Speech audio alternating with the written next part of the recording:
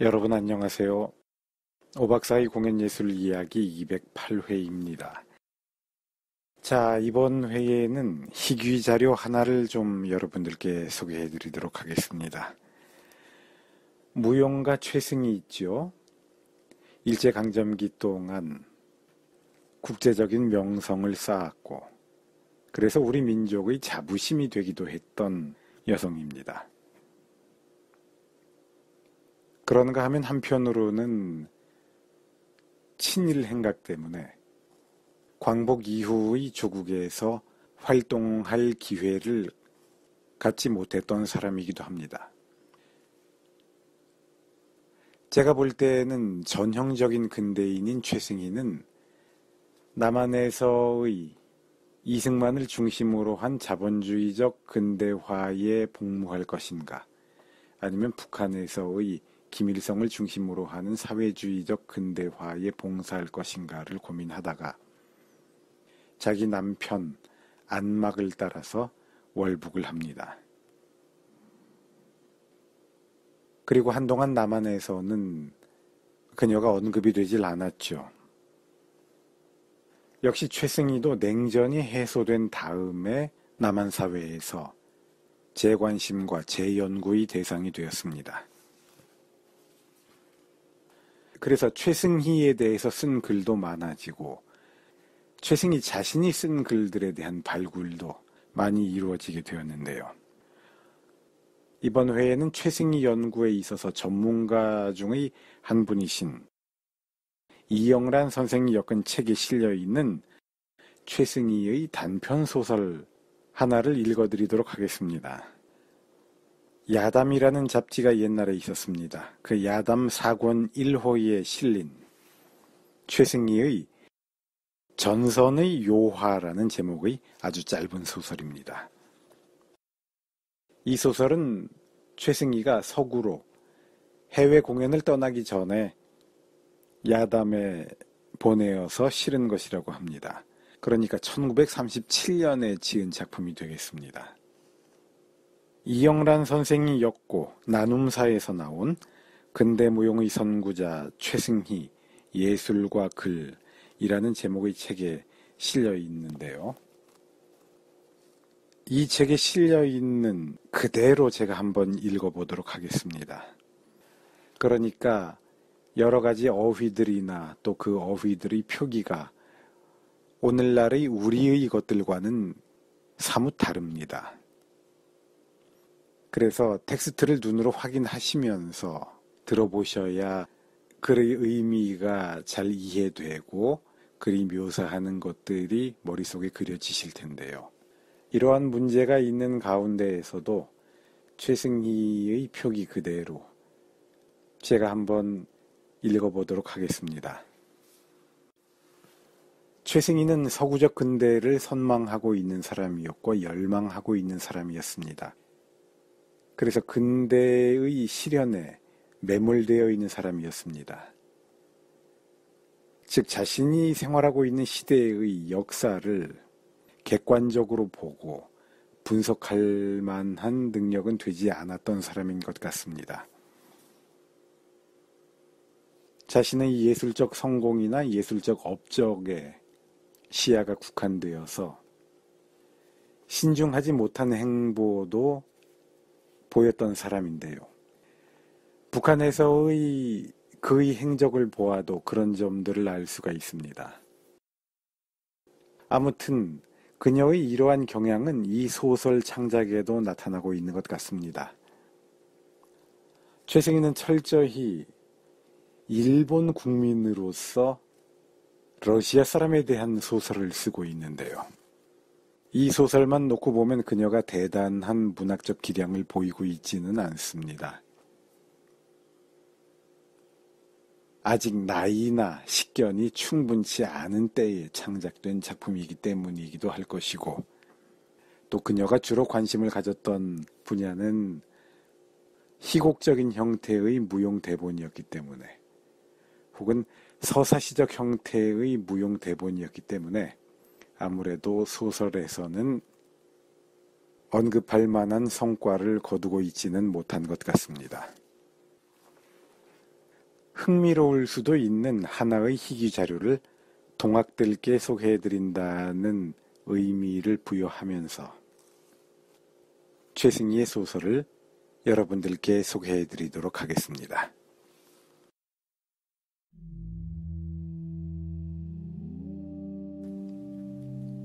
최승희 소설 전선의 유화.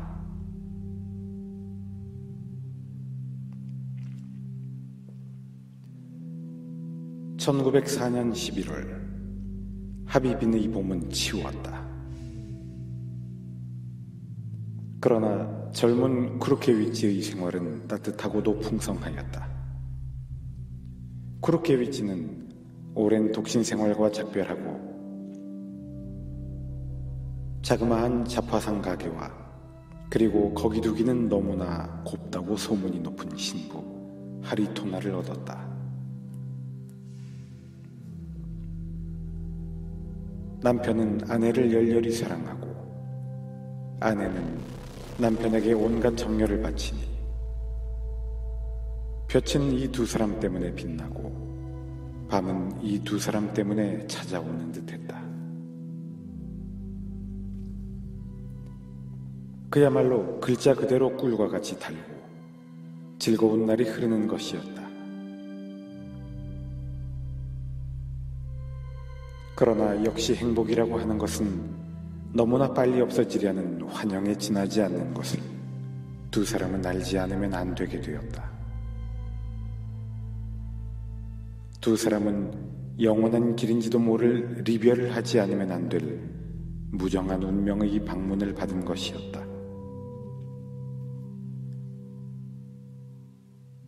만주 넓은 뜰에 전운이 오고 가고 얼마 안 있어 일로 국간의 선전은 포고되었다. 쿠로케위치 부처로서는 악마와도 같은 한 조각 소집령이 나렸다. 그것은 이 나라의 황제 이름이 명령하는 절대적인 것이었다. 하라토나, 쿠로케위치. 두 사람은 서로 얼싸안고 울었다. 아무 말이 나가지를 않았다. 온 세상보다도 귀한 남편을 생사모를 전선에 보내는 신부. 한때라도 떨어지지 않았던 사랑하는 아내를 혼자 남겨두고 가는 남편. 그곳에는 눈물만 있을 뿐이었다. 오 일본의 여러분, 동부 서백리아 조격보병 제14연대 제11중대의 한 병졸로서 이리하여 그는 출정하였다. 그러나 그는 조격보병의 그림자라고나 할까, 행군하는 도중에서 그는 컴컴한 서백리아 공중의 나타나는 하리토나의 환영을 보았다. 용솟음치는 소연 가운데서 그는 아내의 정다운 두 눈동자를 보았다. 아, 그리고 매일 밤과 같이 로영의 꿈나라에서 난무하는 그리운 부드러운 살결, 향기. 애끼 득끄러워 쿠르케위치. 잠꼬대가 하고 싶거든 밖에 나가서 하지. 흐흐, 불행한 녀석.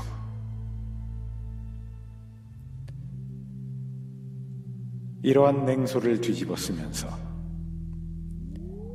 그는 매일 밤 매일 낮 하루바삐 전화가 꺼지기만을 바라고 있었다.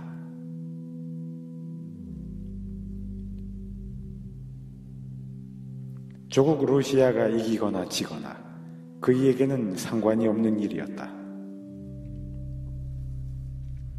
살아서 하루바삐 집에 돌아가는 것이 그의 마음을 점령한 전부였다. 하리토나의 생각도 같았다.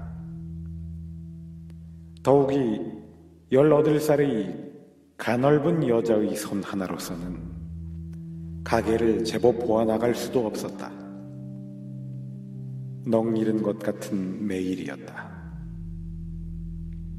어떻게 하면 좋을까?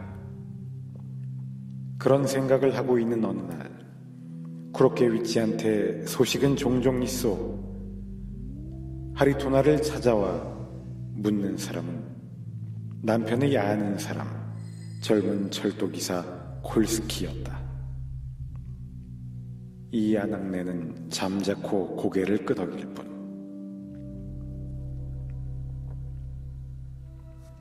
허허, 그리 우울해하면 몸에는 해요, 하리토나 씨.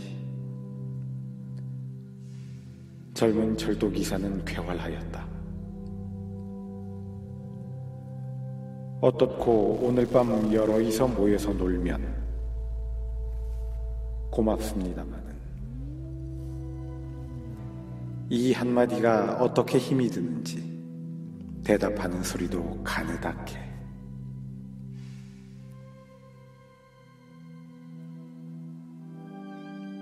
그거 참 야단입니다, 그려.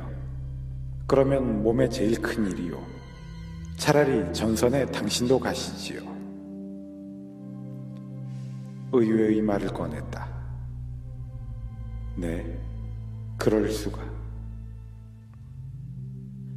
참 의상 없군. 갈 수 있고 말고요. 방법은 얼마든지 있지요. 예를 들어 말하자면 졸병은 별 문제치고 장관의 부인들은 다 가 있는걸요. 당당하게 간 이도 있고. 참말인가요? 특지 간호부가 되어 가는 수도 있지요. 물론 자기 남편에게만 하는 간호부의 별칭이라고 누구나 다 알지만 하여간 전지의 장관들의 생활은 본국에서의 가정살림과 조금도 다름이 없다고들 합디다. 저는 가겠습니다. 결의를 양미간으로 굳게 보여주는 하리토나를 보고 젊은 그는 충동을 넘어 하지나 않았나 하는 생각까지 들렸다. 그러나 차마 실행하리라고까지는 믿지 않았다.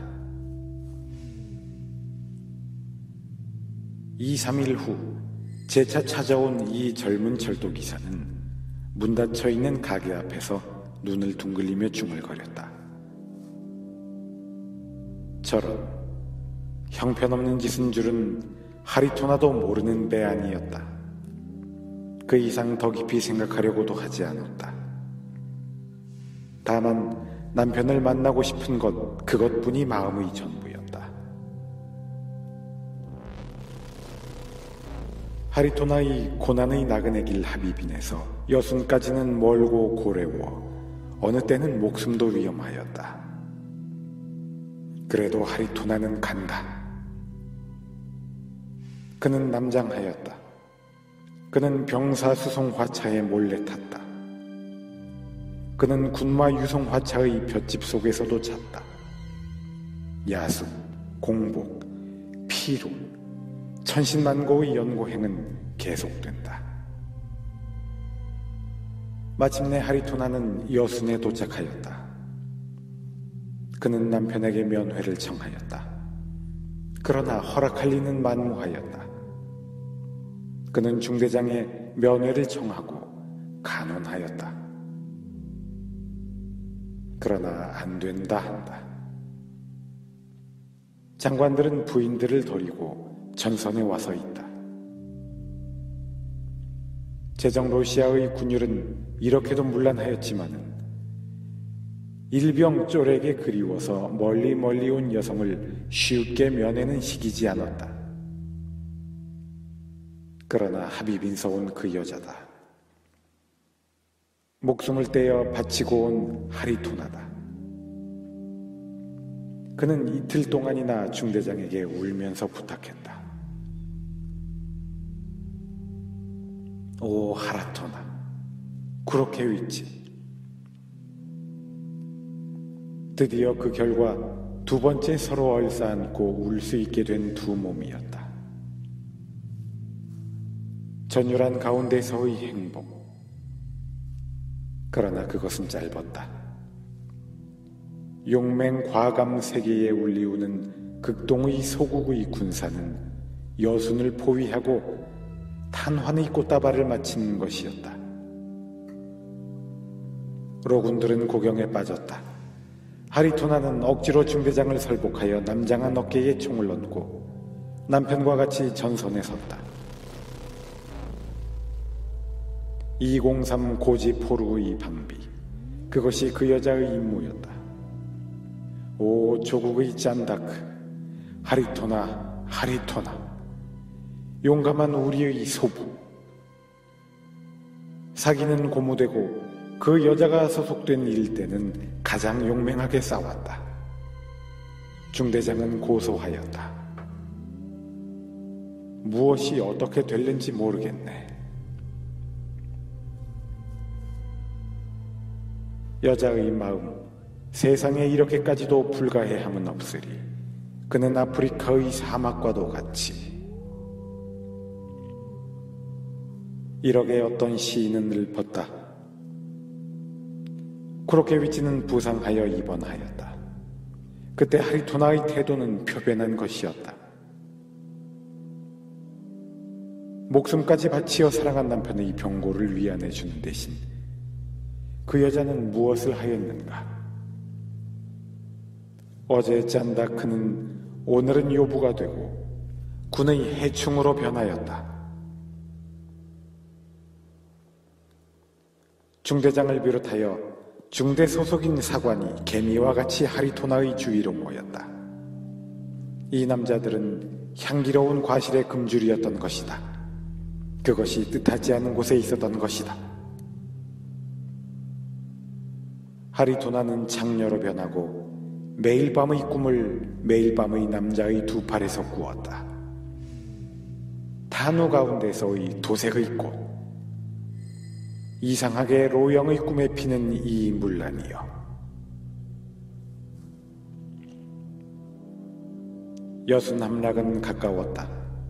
이 함락은 오 제정 대로서아의 붕괴를 의미하는 것이요, 더구나 그 전선에는 부정 간부, 전진의 독충, 그 여자를 벼히라, 이렇게 칭찬은 노염으로 변하였다. 그 여자를 벼하라.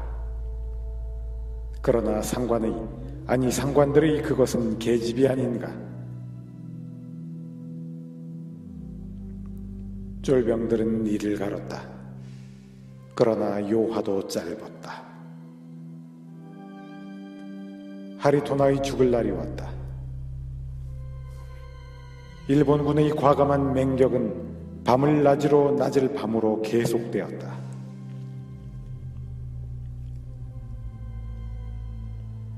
난공불락을 자랑하던 여순의 종원의 날은 박투해 왔다. 그 하룻밤 포로 가운데서 어떤 장교의 무릎에서 최후의 웃음을 웃고 있던 하리토나의 머리 위에 일본 포병 진지에서의 탄환이 천지를 진동시키며 떨어졌다. 그 자리에는 한 떨기 요화커녕 한 조각 꽃잎도 남아있지 않았다. 군사는 개가를 불렀다. 그러나 잠시 후에 군사는 좀 더 분개하였다. 그 독충 얘기를 들었니? 응, 성 게오르기 훈장이래나. 로제국 최고의 영에 있는 훈장이다. 그게 저 간부에게 날인다.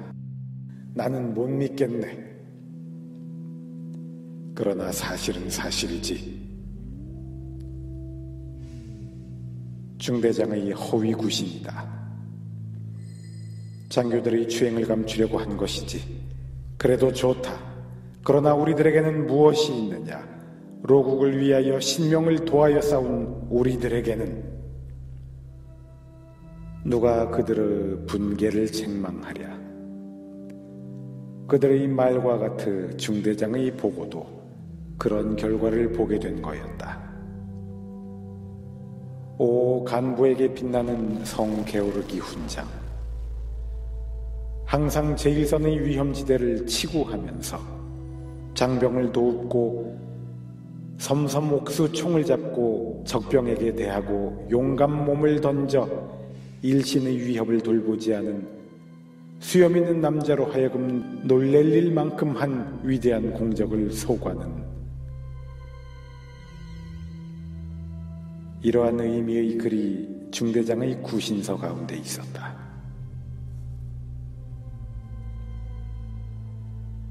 그 후 졸병들은 이 전우살이를 공표하여 정부 당국을 힐문하려고 한다는 소식은 들었으나 그 결과는 나는 모른다. 로제국 패전사의 이면에 핀 이것은 운명의 여자의 한 토막 이야기.